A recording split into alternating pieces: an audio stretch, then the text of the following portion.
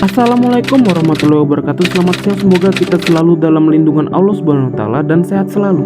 Pada kesempatan ini izinkan saya untuk memperkenalkan diri. Nama saya Aristo Septiawan. Saya sebagai daber pertama yang akan membawakan alur materi persidangan hari ini hingga dilanjutkan oleh saudara Siti Farika Andiatka sebagai daber kedua.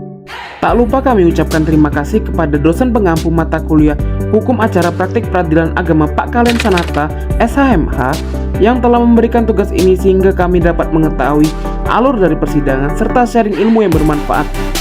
Materi yang kita ambil hari ini ialah materi yang tak luput dari telinga para publik, yaitu adalah perceraian. Jadi perceraian merupakan salah satu putusnya hubungan suami istri dalam rumah tangga yang diakibatkan oleh permasalahan-permasalahan tertentu yang ada di dalam rumah tangga.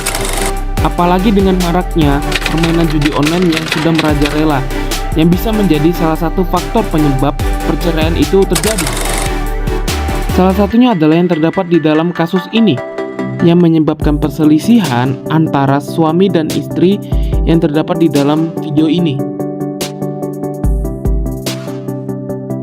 Namun seperti apakah tahapan-tahapan sidang dalam perceraian? Marilah kita simak video berikut ini.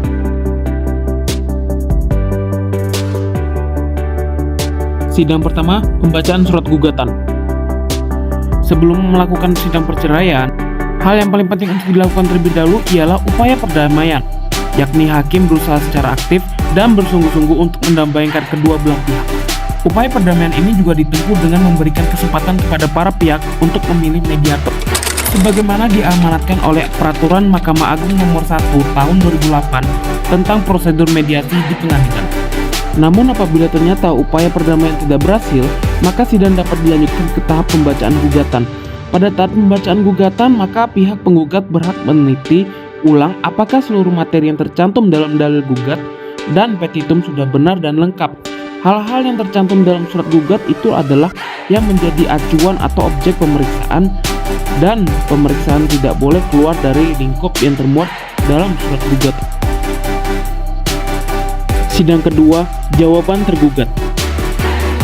Kemudian tiba pada waktu yang telah ditentukan untuk melanjutkan ke tahapan sidang berikutnya, yakni pembacaan jawaban tergugat. Pada sidang ini, pihak tergugat pun diberi kesempatan untuk membela diri dan mengajukan segala kepentingannya terhadap penggugat melalui majelis hakim dalam persidangan, serta menyangkal tuduhan-tuduhan yang dilakukan oleh penggugat terhadap tergugat. Sidang ketiga, replik. Sidang selanjutnya yakni replik. Kali ini penggugat dapat menegaskan kembali gugatannya yang disangkal oleh tergugat dan juga mempertahankan diri atas serangan-serangan oleh tergugat. Dalam tahap ini, mungkin penggugat tetap mempertahankan gugatannya dan menambah keterangan yang dianggap perlu untuk memperjelas dalil-dalilnya, atau mungkin juga penggugat merubah sikap dengan membenarkan jawaban atau bantahan tergugat. Sidang keempat, duplik. Dilanjutkan sidang keempat, yaitu duplik. Duplik merupakan tahapan yang dimana tahap bagi tergugat untuk menjelaskan kembali jawabannya yang telah disangkal oleh penggugat. Replik dan duplik dapat dilakukan berulang kali sampai menemukan titik temu antara penggugat dan juga tergugat. Apabila menurut pandangan hakim sudah cukup, tetapi ada suatu atau beberapa hal yang belum juga disepakati oleh kedua belah pihak, sehingga diperlukannya dibuktikannya kebenarannya, maka agenda dilanjutkan dengan tahap pembuktian. Selanjutnya adalah tahap pembuktian.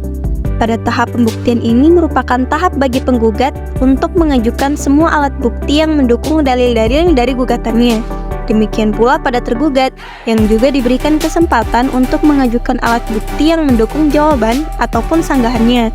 Penggugat dan tergugat sama-sama diberi kesempatan untuk mengajukan bukti-bukti, baik itu berupa bukti surat maupun saksi-saksi secara bergantian yang diatur oleh hakim.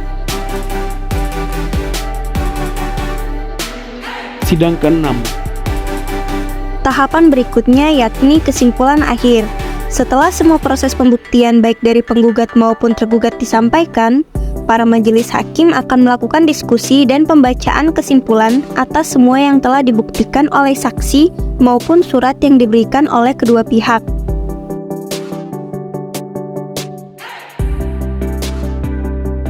Tahapan terakhir pada sidang perceraian ini ialah pembacaan putusan.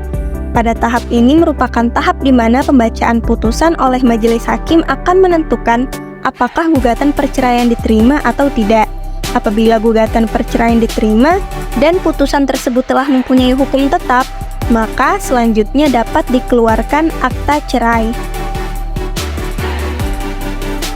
Sekian video dari kami. Semoga video kita pada hari ini dapat bermanfaat serta menambah ilmu wawasan teman-teman dalam proses persidangan. Terdapat sebuah misunderstanding jika kita melihat toga yang dipakai oleh seorang hakim. Harusnya toga yang dipakai oleh seorang hakim ialah berwarna hijau karena menyesuaikan sidang di dalam persidangan agama. Namun kita hanya menggunakan fasilitas yang sudah tersedia di tempat persidangan. Jadi kami hanya menggunakan warna merah. Sekian, terima kasih. Billahi taufiq wal hidayah. Wassalamualaikum warahmatullahi wabarakatuh.